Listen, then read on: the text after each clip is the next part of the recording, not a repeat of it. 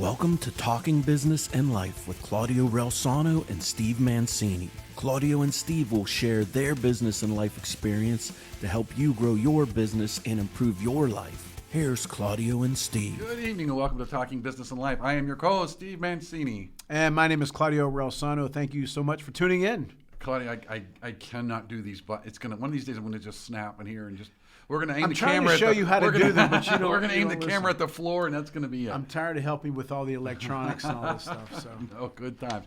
First of all, Claudio, it is going to be a busy week here in Pittsburgh. Very much so. But even busier in a few weeks. So something special is happening in a few weeks. Before we jump into it, I think we can have a really wonderful guest.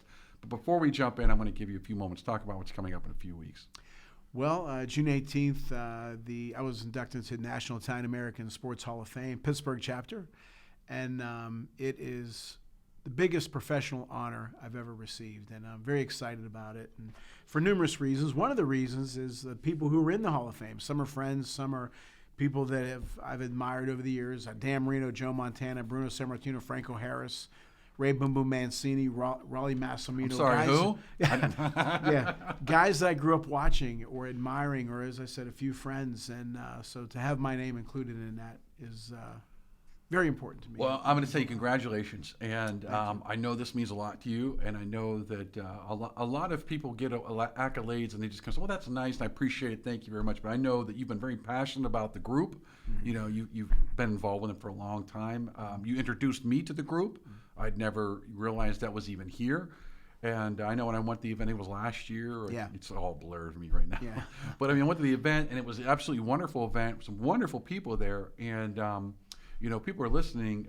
Real quick, we're going to give you a little quick chance to plug it, because I do want people to go to the events and somehow get involved, because I just think people don't know it's there. And when you actually go to one of the events, there's some really wonderful people that show up, and some really incredible names. Well, as I mentioned, some of the names, and then Terry Hanratty, I can go on and on. Chuck Fusina, I can go on and on. I'm kind of drawing a blank, but there's a lot of great names that are in it, and I'm very honored to be in it. And for me, it's a present, number one, to my parents, number two, to my wife and daughter, my friends, the people who played for me, and I'm just really, really excited to be on and in it, and honored, to say the least. It's June 18th. I was going to say, are you allowed to say who's going to be there? Yes. Frank Signetti Sr. is one of the Hall of Fame inductees. He passed away a few years ago. But Gino DeMarco is was the head coach at Geneva College. He retired. So those are the three Hall of Famers, myself included. And then they give a lot of awards. The Joe Natoli Community Award, the Dan Marino Senior Award. I believe that's a union award. So there's other awards. But it's a great night. It's a great night. It used to be at the Lamont. Now it's gotten bigger. We're expecting more people. So it's going to be at the Station Square Sheraton Inn, June 18th. Awesome. Is there a real quick, before we kind of jump in, because I'm kind of excited for the guest. Yes, sir. And don't let that go to your head, sir. Okay. But real quick, is there a website or where people can find us? Yeah, go to www.nishf.org and then click on Pittsburgh chapter, because there's two chapters. Chicago, that's the one where you have DiMaggio, Marciano, Graziano, LaMotta, Campanella, those guys. And then there's the Pittsburgh chapter, which is big as well. But those are the two chapters. Hey, we're having a draft. We're not too small anymore. No, we're big time. I'm curious. And I don't mean it by that. No, I'm kidding though. But yeah. I mean, I am curious to see how many people actually show up for this. Now, by the time this episode airs, you know, we're a few days away from the draft. We turn these around pretty quick. Yeah. You know, you hear numbers as far as 700,000. I don't see it. I just don't. I don't believe it. I do, and right. and because people are going crazy over this, and why? I have no clue. I mean, but is it Pittsburgh people going, or no? I think it's everybody. There's people, and we'll talk to our guest about it. There's people all over the country coming. But again, if it was a Super Bowl, I get it. WrestleMania, even that. I don't get it. Concerts, I get it. But this, I don't get it. I don't know what the entertainment value is. Now, who am I to say what people should enjoy? But our guest does have. I'm sorry. I got a last question for you then. Yeah. Okay, because I'm with you. I look at. In fact, we're gonna clue our guest in here in a second, because I want to get his thoughts on this. But I am curious what you think. I don't see any value in this either. I mean, I watch XFL football, and half those guys were, if not more than half, were draft picks in one of these events. And then, you watch Canadian football. I'm not beating those guys up, but let's be honest. The best are in the NFL. And if you're not in the NFL, that doesn't mean they're hoping to get in the NFL. No, that's exactly right. So my point, though, is, to me, it's like, well, the Italians say, so what do you think about the incredible alleged price gouging that's going on for these people that are coming from I'm this? happy for the businesses. I am too.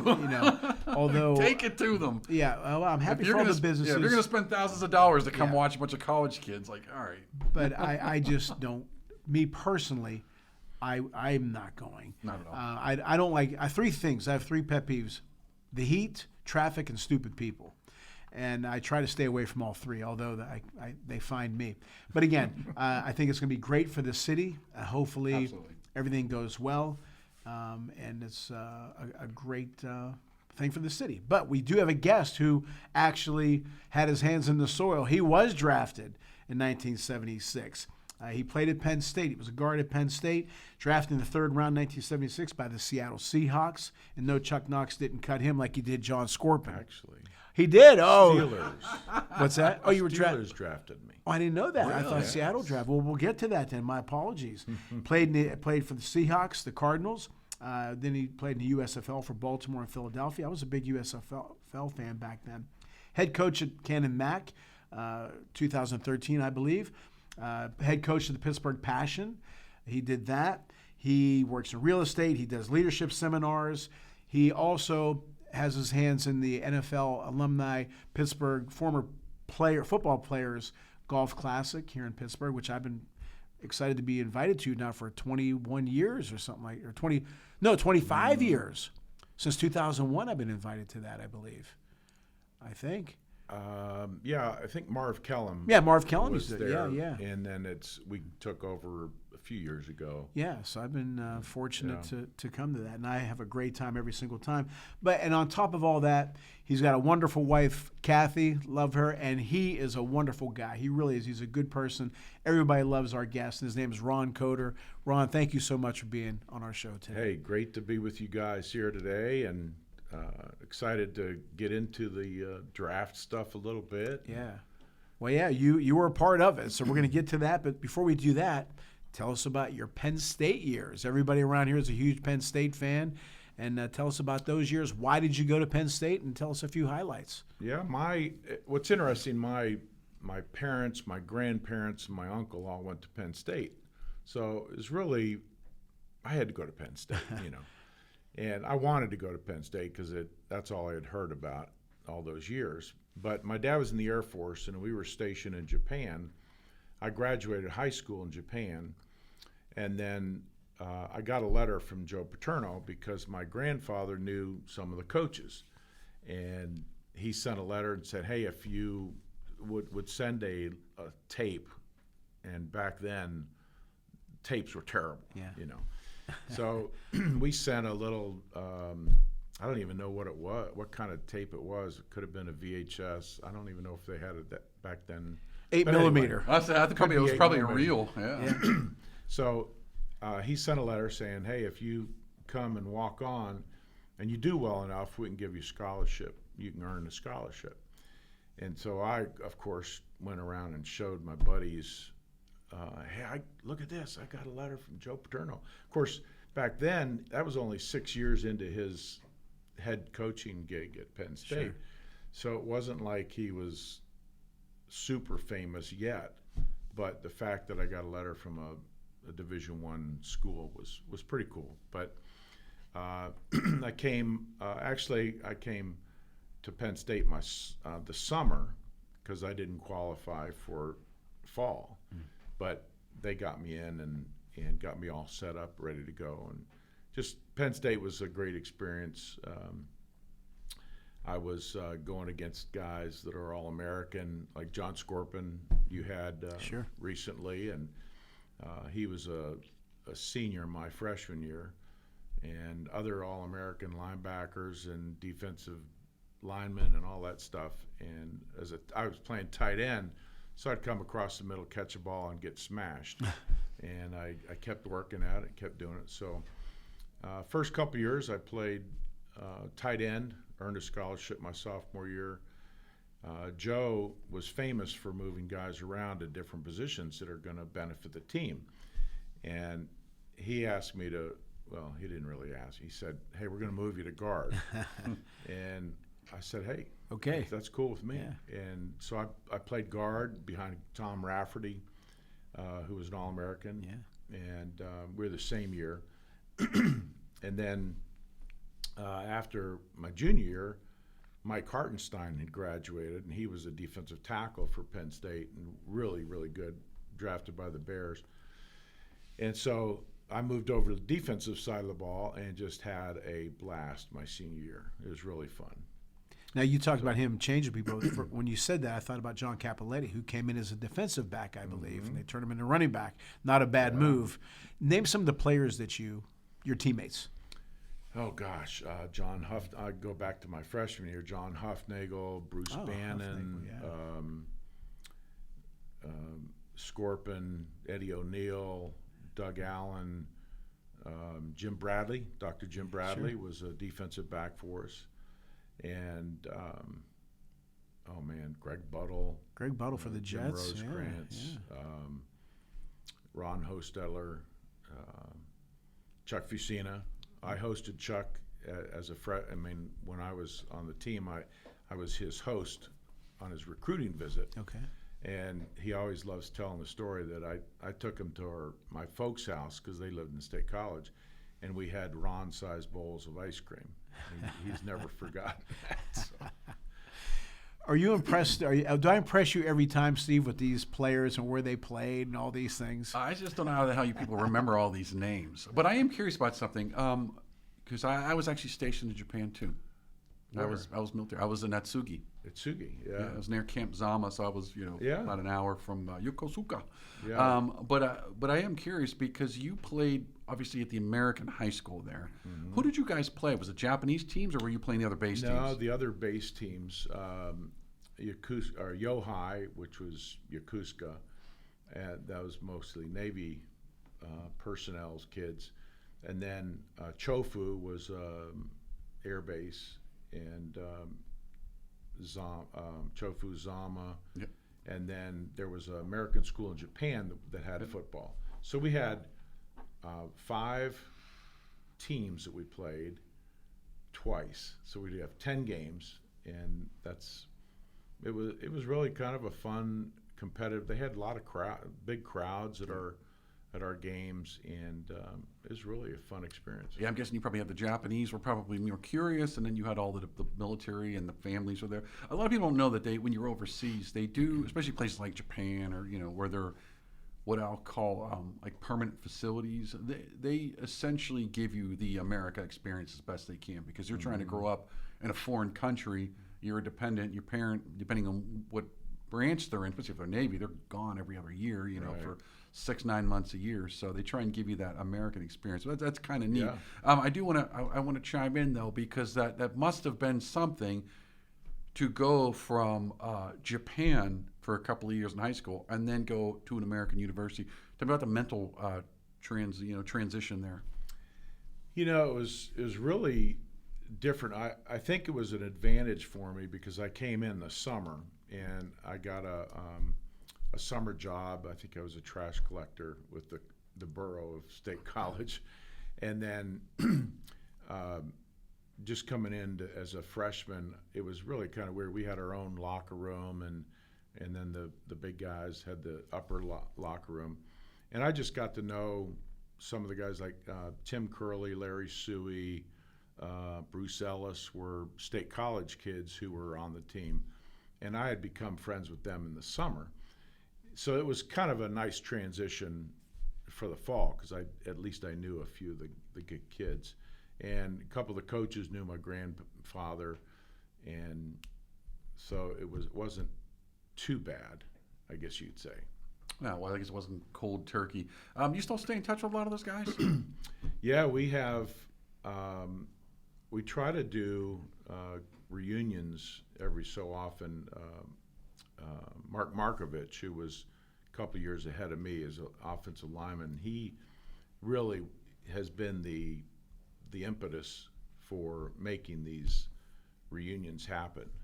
Like every 5 years, we'll do a reunion, and it's just a lot of fun. And then I'll stay in touch with a few of them. The guys that are in Pittsburgh, I usually try to stay in touch with, and several of them play in our golf outing in the summer. So I really try to like do Zoom calls or stay connected to them. You know, it's okay, because real quick, and I'll let you take it. But I'm always, the one thing that impresses me is the bonds that come out of a lot. Like when I hear a lot of these athletes talk about back then, it is pretty impressive that they, for the most part, try and stay in some kind of contact. It must have been the bond that must have occurred at that level, at least back then.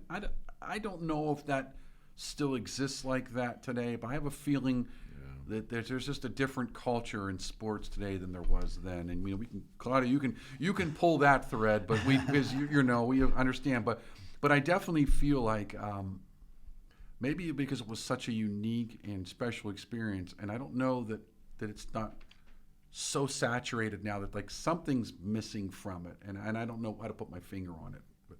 Well, you look at the culture of NIL and transfer portal, and there's no loyalty to a program anymore.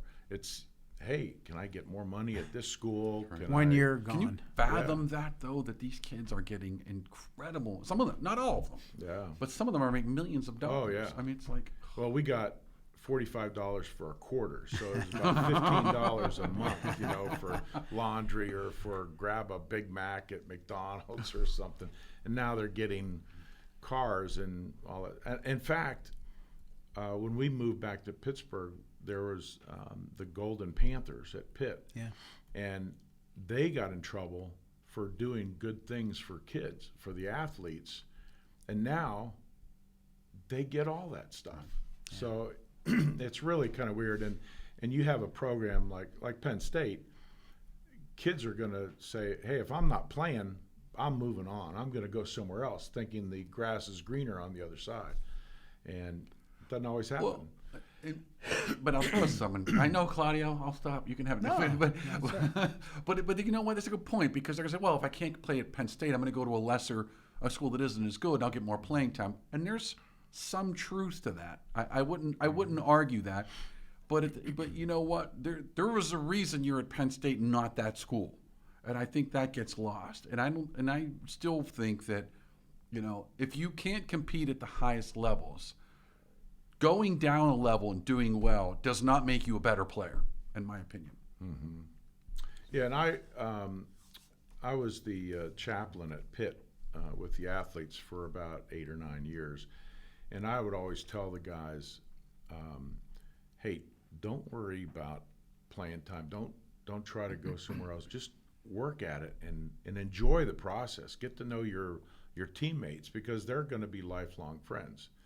But Joe Flacco, he left for Delaware. Right. And I had told him, I said, Joe, you've got a great arm. Don't worry about not getting to play right now, because you're going to be in the next level. And by golly, he transferred to Delaware, and the rest is history for Joe. I didn't. He was a Pitt. Mm-hmm. I didn't know that. He and Tyler Palco. Yeah. Yeah. He got itchy finger and left. And I think it was Ventrone, Ross Ventrone, or somebody like that was at Pitt. He transferred to Villanova, I believe, and then he ended up with the Patriots for several Super Bowls. Sounds like Pitt doesn't know how to use their quarterbacks. Yeah. I'll leave that alone. We talked at the beginning about the draft coming up. Tell us about your draft experience, but did you know you were going to get drafted, and how did they do it back then? Yeah, I was student teaching at Cedar Cliff High School in Harrisburg, and the Steelers had come out to give me a workout. Dan Radakovich and Chuck Noll, and they wanted to see how I could play offensive tackle, because I had played defensive tackle my senior year, and they wanted to see how I could respond, my footwork, my hands, dropping back, as a tackle would drop back. And so they tried me out, and I had a feeling that I was going to get drafted as an offensive player. And so the draft came around, and I was in classes, teaching and stuff. And I told the front office, I said, hey, if somebody calls from the draft, let me know. And they said, oh, yeah, that'd be great. And so nobody came to the classroom. And then I went out to track practice because I was helping coach the throwers and stuff. And so I said, hey, I'll be out at track practice, so if anybody calls, let me know. Because we didn't have cell phones, obviously, back then. And nobody came out, so I went to and back then, my parents had friends that offered a room for me to stay at their house when I was doing my student teaching. So I was staying there, and they were gone for the evening, I guess, and I fixed a tuna fish sandwich. And so I was sitting at this little table in their kitchen eating this tuna fish sandwich, and the phone rings. And I pick it up, and I'm not sure if it's for them or if it's for me. And they said, is this Ron Coder? And I said, yes. And he said, this is Chuck Knoll. Oh. And we just want to let you know that we've drafted you in the 3rd round. And I said, and I wanted to, be composed and very mature. And say, oh, that's great. I appreciate that. I'm excited. That'll be super. And then I hung up the phone, and nobody was in the house, and I started yelling, yeah, let's go. Wow. So I was pretty fired up. And of course I called my parents and all that. So that was my draft experience. Now today But tell us real quick, you were the only one that from Japan, right? Oh. You tell us about that. I believe I am part of NFL history.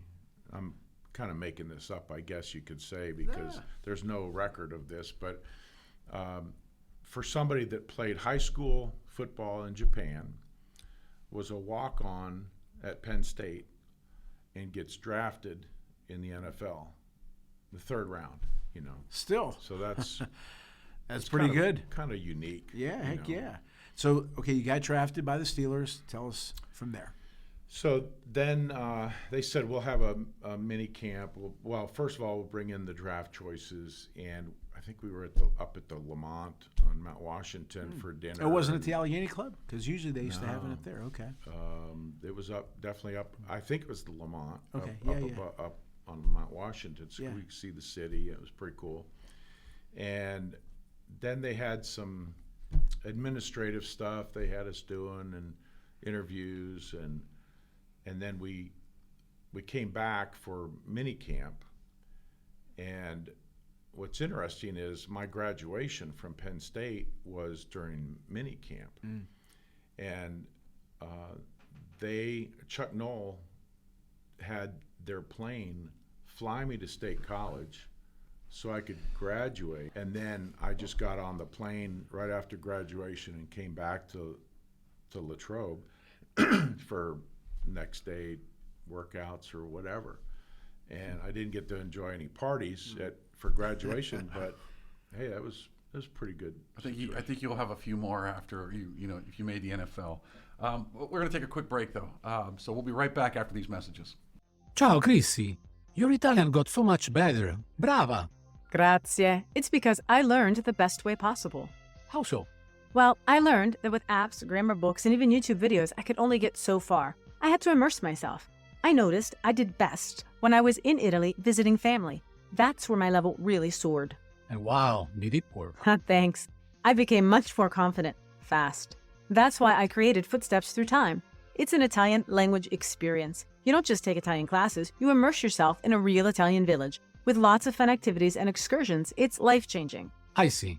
So, no more boring grammar, impersonal apps, just real conversations, real culture, and delicious food, of course. Exactly. I'm so excited about this. Learn Italian by actually becoming part of the local community for a week and living it. So if you've been dreaming of Italy and the language, check out Footsteps Through Time in Italy.com. Book now and join the experience. Andiamo! Thanks to Greater Pittsburgh Travel. For any of your travel needs, let Tom and the team at Greater Pittsburgh Travel know, and they'll take care of you. For more information, call 412-331-2244 or visit their website at www.greaterpittsburghtravel.com. And we want to thank the Calabria Club of Pittsburgh. If you're interested in learning more, you can find their contact information on Facebook at Calabria Club of Pittsburgh. Again, thanks Domenica and the team at the Calabria Club of Pittsburgh for your support. Hello, everyone. My name is Claudio Reilsono, and I am the author of the book, Lead from the Heart Up, Not the Neck Up, How to Create a Positive Winning Culture on the Field and in the Office. My years as a head baseball coach and a general manager of a pro baseball scouting company, I know that my leadership experiences that I've included in this book will help you become a better leader. You can get the book at ClaudioReilsono.com. Speaking of ClaudioReilsono.com, you can listen to my show, The Claudio Reilsono Show, where I've interviewed such legends as Mario Andretti, Dick Vermeil, Rocky Bleier, and many, many others. And I also have an entrepreneurial program there talking about my entrepreneurial experiences. So hopefully that will help you, and hopefully you will enjoy that. And also, Sports Corner, hosted by Ralph Williams, co-host with myself, Jim Frazier, and Luther Dupree Jr. We appear on 92.5 FM, 1250 AM, The Answer, Salem Radio, every Saturday here in Pittsburgh, 2 p.m. to 3 p.m. I hope you enjoy the show. I hope you enjoy all the shows, and I hope you enjoy my book. We'd also like to thank Chris Gonzalez from the Knights of Columbus. If you have any questions about joining the Knights of Columbus, reach out to Chris Gonzalez at 412-605-9074. Mother's Day is the most disappointing day for mothers. Don't send Mom a text. Show her some love with a book that will make her laugh out loud. Buy her Come On Down, a little story about my Italian mom's big dream. Writer Fran Tuno tells the underdog story of her Italian mom's need to win big, feed people, and pray her kids marry and give her grandchildren. Plus, Come On Down has delicious recipes. Moms love those. Find Come On Down on Amazon and all large retailers. Learn more at FranTunno.com. Welcome back to Talking Business is Life with Steve Mancini and Claudio Reilsono and our very, very special guest, Ron Coder. Ron, you obviously telling us about your draft experience. So you go to mini camp, and how did that go?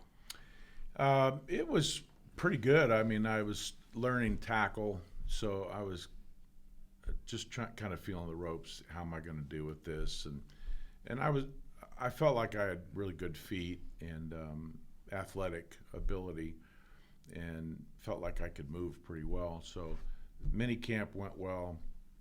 Got to meet some of the guys that I was drafted with, and I mean, you got to think about that year. I was actually the fifth player taken by the Steelers.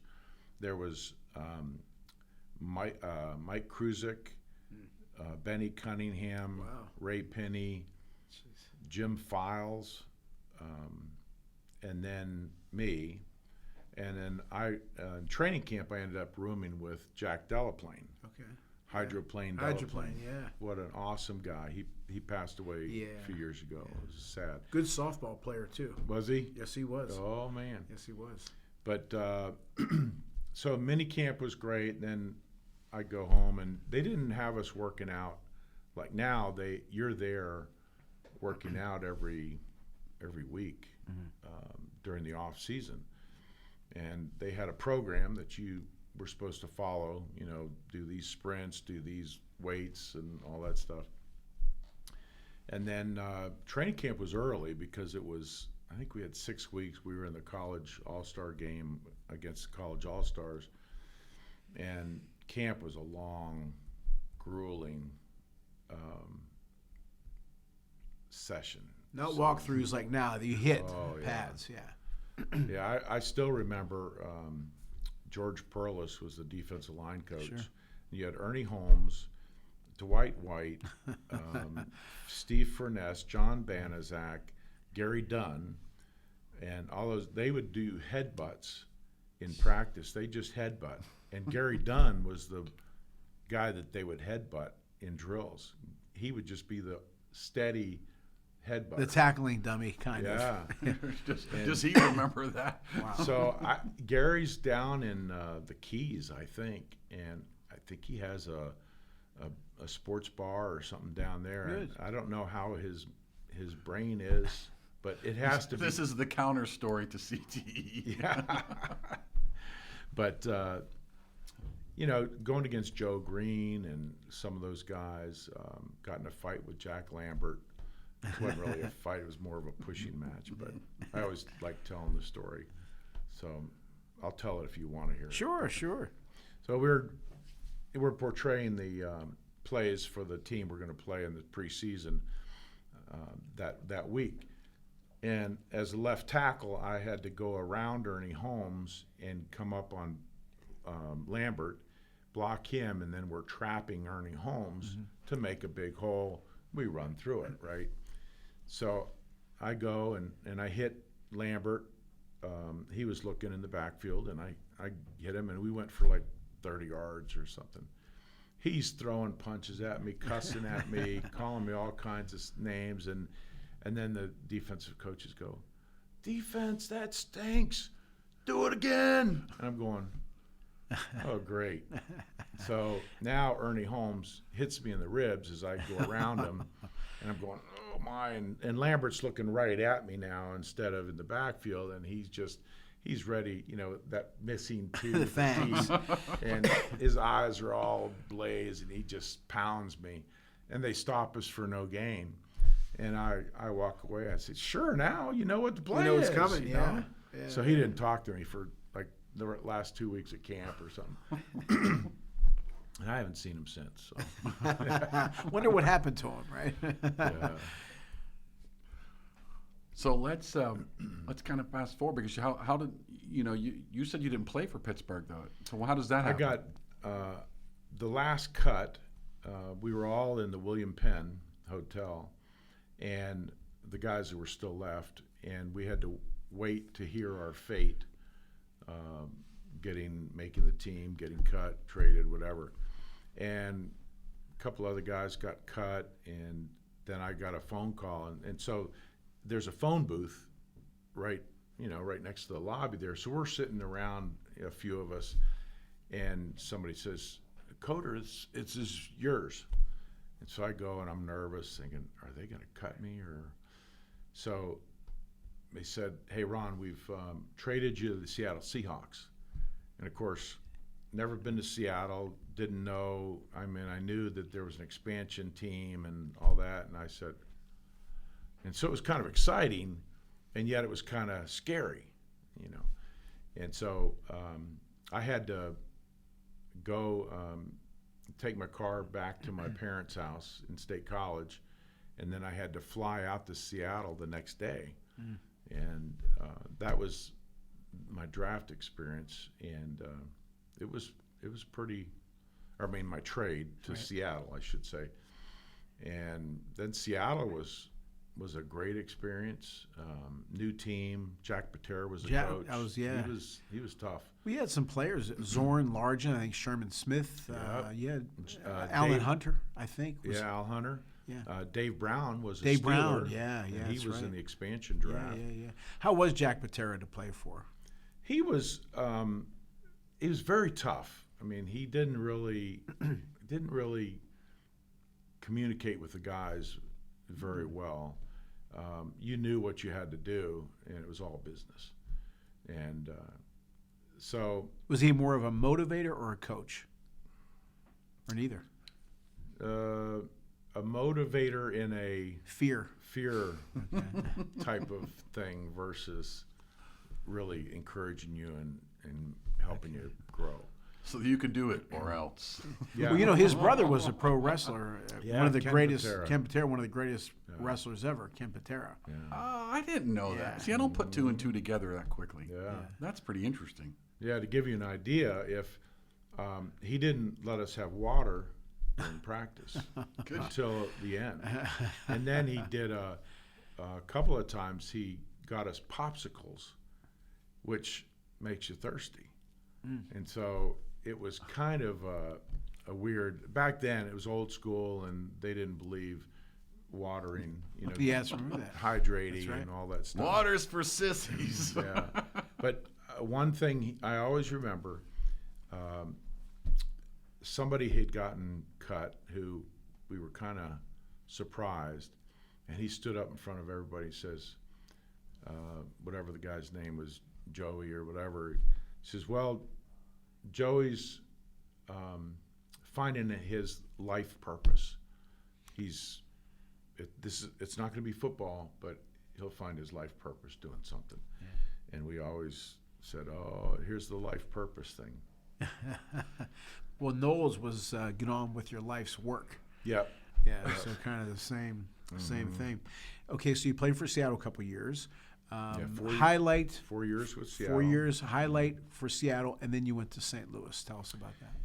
Yeah, I got to start my second year, and then my third year I had back surgery, and came back my fourth year and played about half the year, and then coming back fifth year, I got cut and ended up going to L.A. Rams for a tryout where Radakovich was, and then to St. Louis, and I just a quick trip to L.A. and then St. Louis wanted me to come out to the Cardinals, so I went out there and they signed me, and I was there 2 years, and then had a knee surgery the 1 year, and then Denver called and said they wanted to sign me.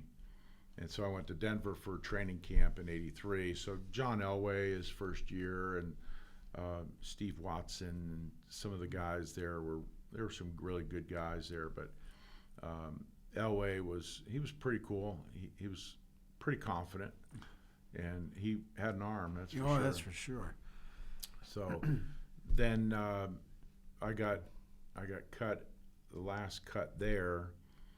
And I stayed and went to seminary at Denver Seminary for the quarter, and then the USFL had their selection process was schools. There were schools that were assigned, like the Philadelphia Stars had, like Penn State and Temple and I don't know, Slippery Rock and whatever.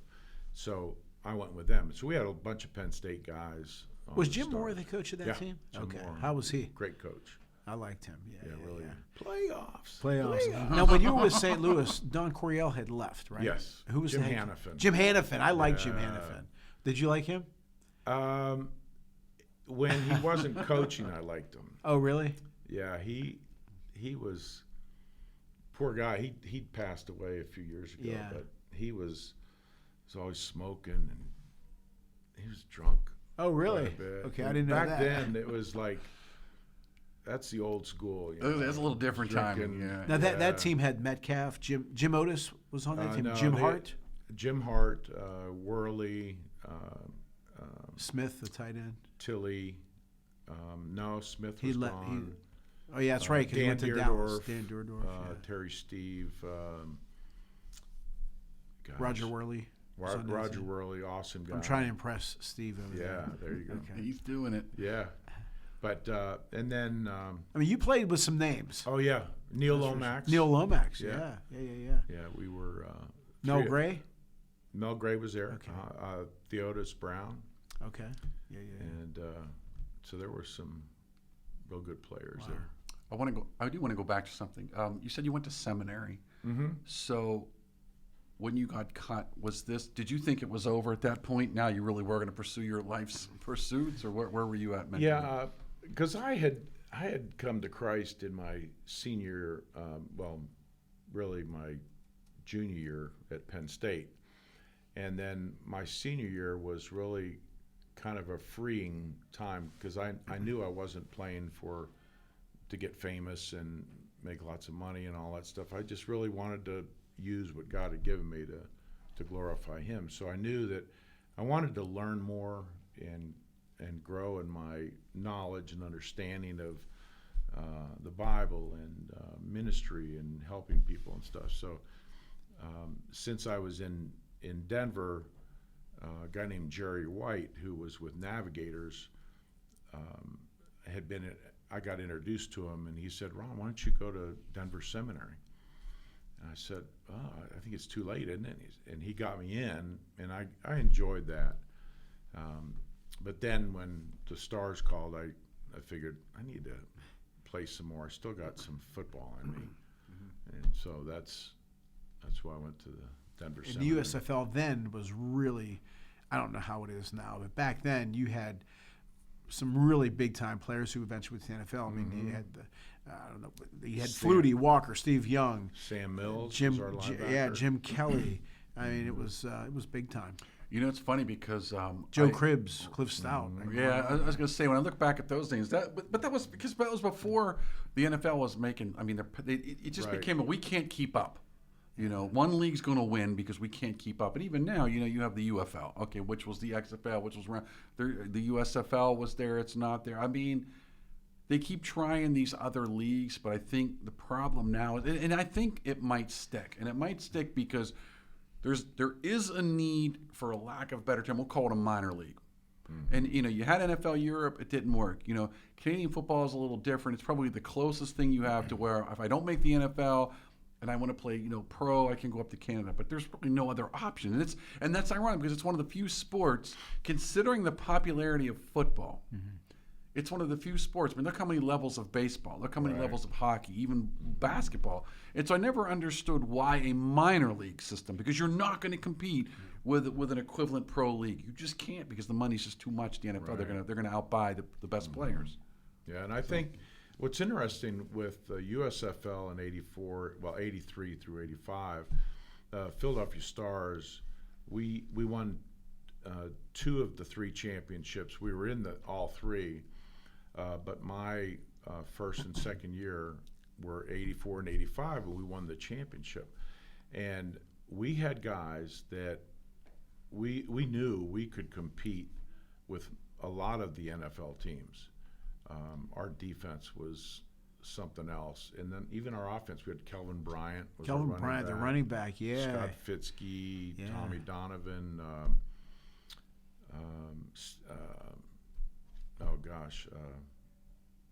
One of my Was Fusina the quarterback?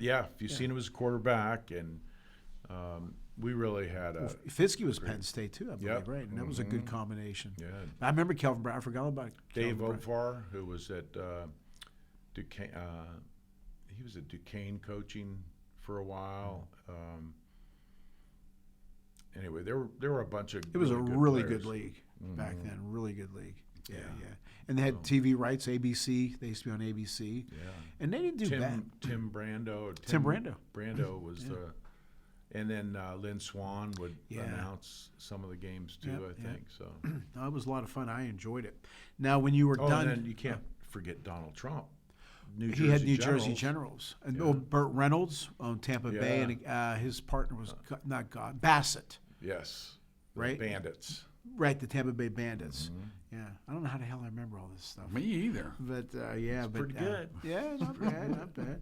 But now, what keeps you busy today? I know you do a lot of different things, and including a golf tournament that's coming up. Tell us about that, and about Kathy. We can't forget about Kathy. Yes. Well, that's the best part of my story is because I was single all through my playing days, and people try to set me up, and maybe not, you know. And I got engaged a couple times, but I really didn't think it was right. And then finally, and this is kind of a cool story, Hollis Half was the chaplain for the Steelers and the Pirates.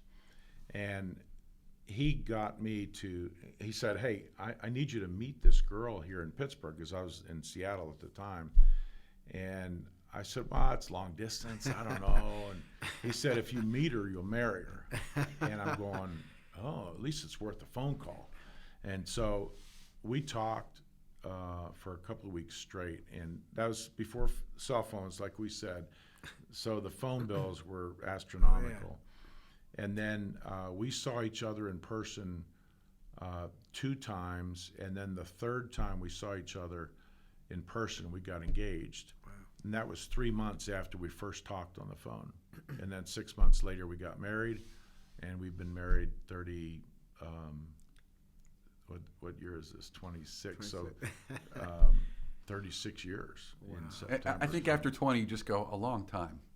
We were married a long time. No, she's a great girl too. Both of them are great. Great couple for sure. And everybody loves them. She's done a lot of stuff with Franklin or Stephen Covey, daytimers and training and leadership and sales, and then I've been doing it with her for a little while. But she is so good at getting people to understand their gifts and their talents and making them better. And our company is called Integrate, so we take people from good to great, great to greater, INTA-GREAT. So we're actually lifting people up, to be a better version of themselves. Is this pure? Is this? I guess we talk about faith. Is this faith-based or is this purely business? It's business, but we infuse our faith into everything we do, obviously. But really, just caring about people and helping them become all they're supposed to be.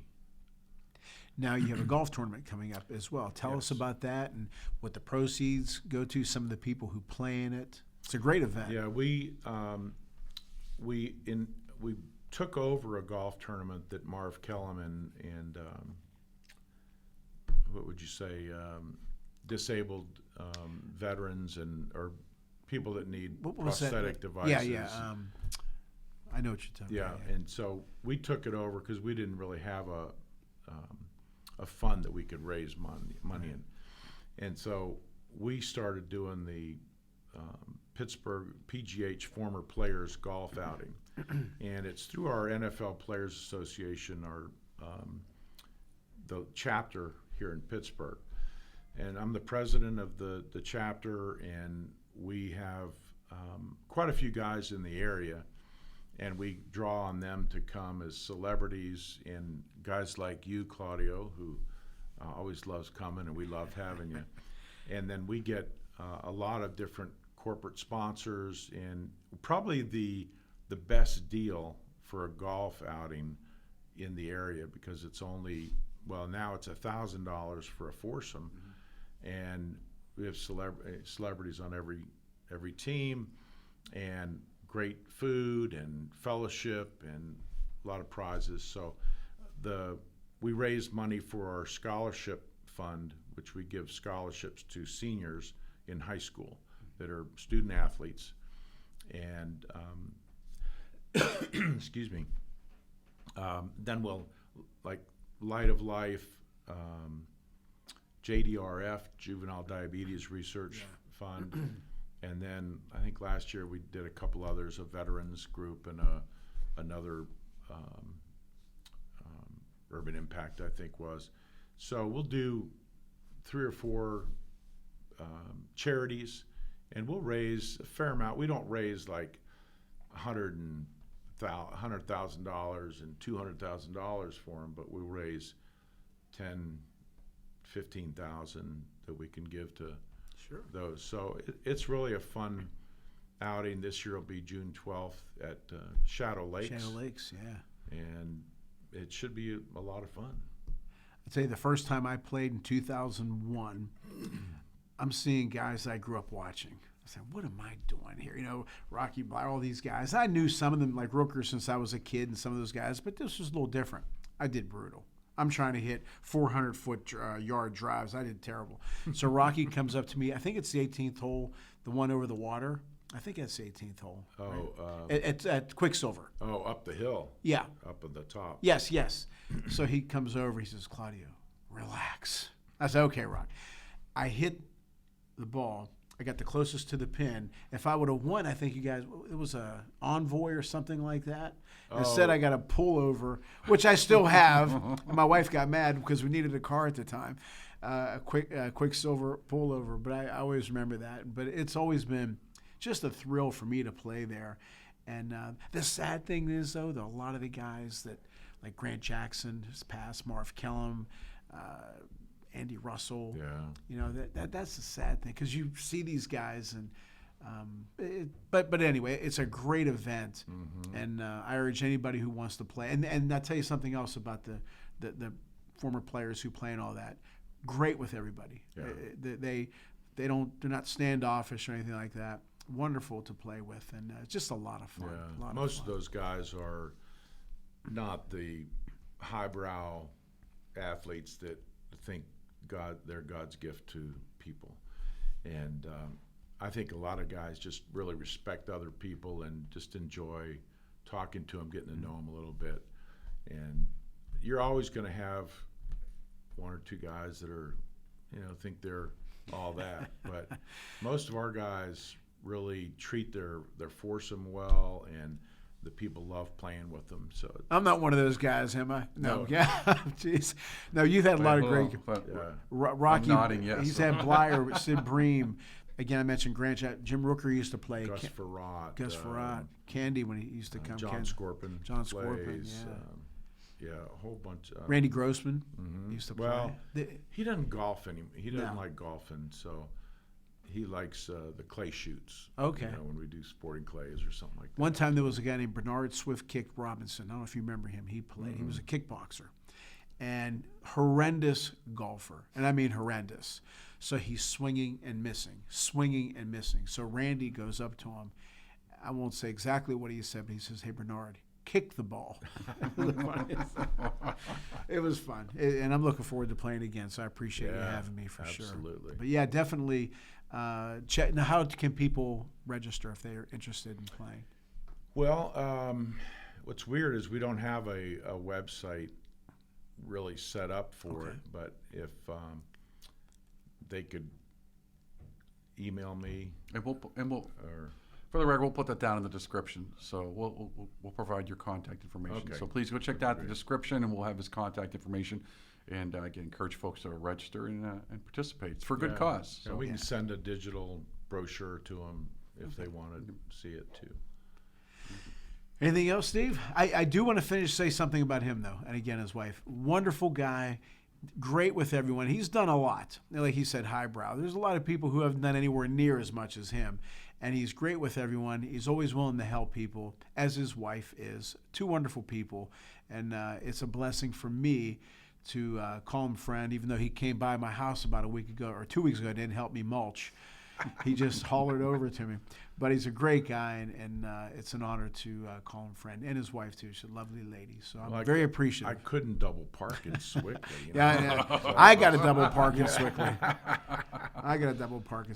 But, genuflect when you say Swickley here in Pittsburgh. No, but again, I do want to thank you for coming in. It's awesome. I love having guests in the studio, and I love having interesting guests in the studio. You kind of like something you say. You talk about when I you're throwing names out there that I remember watching. When I'm a kid, and at the time, maybe you did, maybe you didn't think much of it because you're too busy playing the game. Right. And so you're not worried about who that is. I mean, there might be that moment, but the one thing that I would ask your kind of thought is, and this kind of advice is, a lot of people look at these athletes and performances as if they're superstars. I don't want to take away anyone's appreciation for someone who's accomplished something in their life. Right. But as you've gone through life, when you look back now, and younger folks are coming up, and maybe some of them are playing sports, maybe they're not playing sports, maybe they're trying to be in some kind of career. It's like, how do you? What could you tell them to say? Listen, don't be overwhelmed, and here's why. What kind of advice would you tell these folks before we kind of wrap up? I think have a humble attitude. Because none of us are above anybody else. Sure, pro athletes have a talent that God's given them to use, and how they use it is something that they need to really think about. Because if they want to say, "Hey, look at me," and all that stuff, an injury, man, you're done. That's it. Any time at all, something could happen to you. And so the guys that I think that I really respect are the ones who have a humble attitude and treat everybody the same. I think of Steve Largent and Jim Zorn, Sherm Smith, three of my teammates in Seattle, the most humble guys and would do anything for you. And it's really encouraging to have buddies like that and role models for young people. To his point, Rocky Graziano, when he won the middleweight championship, they had ticker tape parade for him in New York City. So he's in a convertible, and there's all these people, and his wife said, Rocky, look at this. Where you used to get arrested, they're cheering for you. He said, yeah, Norma, that's great. He said, but one of these days, somebody's going to give me a good right here on the chin. It's going to be all over. But that's okay because somebody up there likes me, which was the name of his film. And then Mancini's famous quote was what? It's a quick trip from the penthouse to the outhouse. So have impact on people. Try to enjoy your life. Try to be a good person because it can change in a heartbeat. Definitely. Yeah. So. All right, Claudio, let's wrap it up. Well, Ron, thank you. I You appreciate bet. it. Always Good to great be with seeing you you, and I'll guys. see you in a couple weeks. Don't pass my house unless you're going to help me out. Yeah. next Make sure time. you're beeping at 2 a.m. Yeah. Wake up, Claudio. I should have him. I've had 3 contracts. Well, that's another story. He'll help me paint the house one of these days. Three painters dogged me. But anyway, Ron, I'll see you in a couple weeks. Steve, thank you. Everybody who's listening to the show, thank you. And as always, thank you, Mom and Pop. Thank you for listening to Talking Business and Life with Claudio Reilsono and Steve Mancini. Tune in next week for more impactful business and life experiences with Claudio and Steve.